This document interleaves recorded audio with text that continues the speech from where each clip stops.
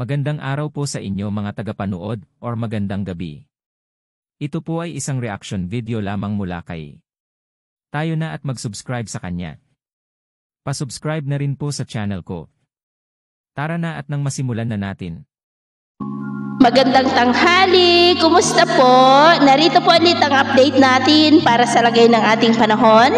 Ngayong tanghali po ng November 20, 2023 na kung saan sa ngayon po ay patuloy pa rin na malakas ang daloy ng hanging amihan dito po sa malaking bahagi ng Luzon, habang ang shear line ay nag-i-extend pa rin hanggang po sa may Visayas at nakakawit pa rin po dyan ang LPA na ating minomonitor sa silangang bahagi po ng Caraga. Pero ang sama ng panahon nito ay posibleng malusaw na po sa susunod na 24 to 36 hours at unti-unti na rin na mababawasan ang malalakas na ulan sa may Kabisayaan at Bicol region hanggang sa Huwebes ay gaganda na rin po ang panahon dyan. At ang sama ng panahon naman sa silangan ng Palawan ay posibleng lalakas yan bilang bagyo pero palabas na po sa ating area of responsibility. At sa lagay ng ating panahon ngayong tanghali, dahil po sa sama ng panahon sa silangan ng Palawan ay malalakas na ulan ang nararanasan na po dyan sa Palawan, maging sa ilang bahagi ng Zamboanga Peninsula at Sulu Archipelago. At dahil naman po sa shear line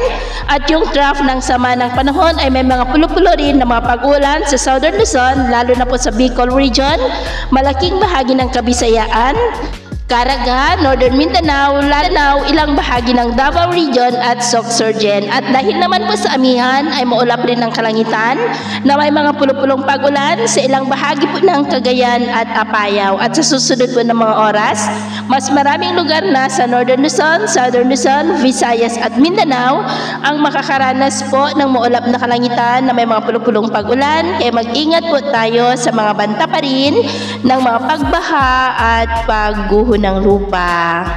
At sa atin naman pong mga baybayin, dahil sa amihan, shear line at saka yung sama ng panahon ay matataas pa rin ang mga alon sa silangang baybayin ng Luzon, Visayas hanggang dyan po sa mga baybayin ng Surigao del Norte, maging po sa seaboard ng Ilocos Norte at extreme Northern Luzon seaboard. Kaya iwasan muna natin ang papalaot dyan sa mga may kulay pula dahil ang mga alon po ay posibleng aabot hanggang po sa 2 to 3 meters height.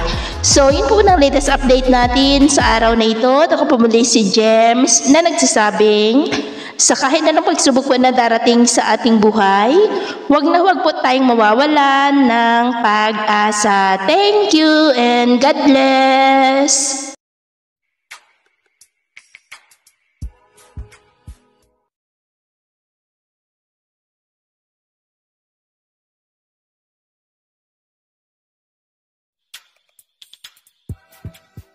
Maraming salamat po.